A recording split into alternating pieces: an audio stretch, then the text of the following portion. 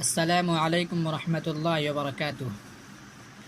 معزز دوستو، پہلی بار میں آپ کی خدمت میں حاضر ہوا ہوں۔ آپ سے مؤدبانہ التماس ہے کہ آپ میری چینل کو سبسکرائب کر کے میری حوصلہ افزائی کریں تاکہ میں ہمیشہ آپ کی خدمت میں حاضر ہوتا رہوں۔ سب سے پہلے میں آپ کے سامنے ایک اشعار پیش کرنا چاہتا ہوں۔ ایک شاعر نے کیا خوب کہا ہے: خواہش سے نہیں گرتی پھل جھولی میں، وقت کی شاخ کو میرے دوست ہلانا ہوگا۔ خواہش سے نہیں گرتی پھل جھولی میں، وقت کی شاخ کو میرے دوست ہلانا ہوگا۔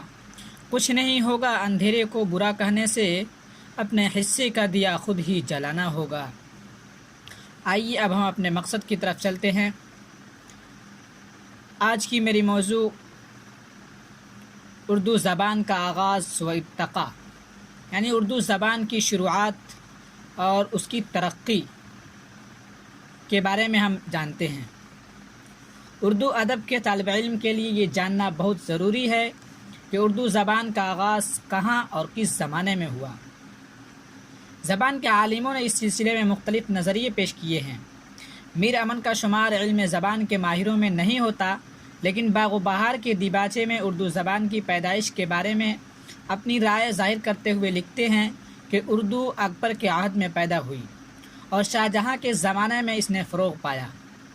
مولانا محمد حسین آزاد آب حیات میں یہ خیال ظاہر کرتے ہیں کہ اردو زبان برج بھاشا سے نکلی اور شاہجہاں کے عہد میں تکمیل کو پہنچی، جبکہ اصلیت یہ ہے کہ اردو زبان کا آغاز بہت پہلے ہو چکا تھا۔ محمود شیرانی کا خیال ہے کہ اردو کی داغ بیل پنجاب کے علاقے میں پڑی۔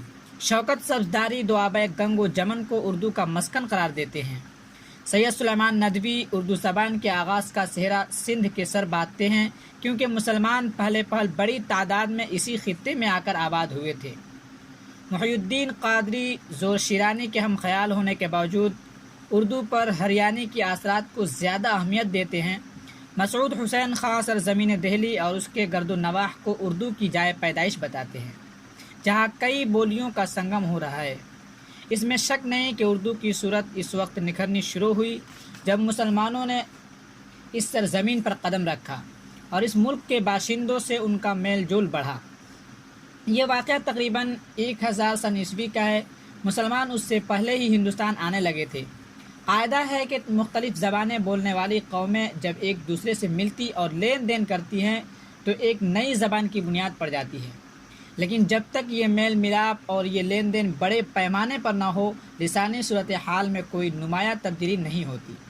مثلاً 5ویں صدی عیسوی سے 7ویں صدی عیسوی تک عرب تاجر برابر ملایا کے ساحل پر آتے جاتے رہے، لیکن ان کی عربی زبان کا وہاں کے لوگوں کی زبان پر کوئی خاص اثر نہیں پڑا۔ سندھ میں مسلمان 8ویں صدی عیسوی میں داخل ہوئے، لیکن وہ بھی وہاں کی زبان پر پوری طرح اثر انداز نہ ہو سکے۔ 10ویں صدی عیسوی کے آخر میں جب مسلمانوں کی بڑی تعداد یہاں پہنچی اور دلی نیز اس کے قرب و جوار میں اس کا تسلط قائم ہوا تو لسانی تبدیلیاں بڑی تیزی سے رونما ہونے لگیں۔ اسی سے زبان کا وہ روپ نکھر کر سامنے آیا جس سے آج اردو کہا جاتا ہے۔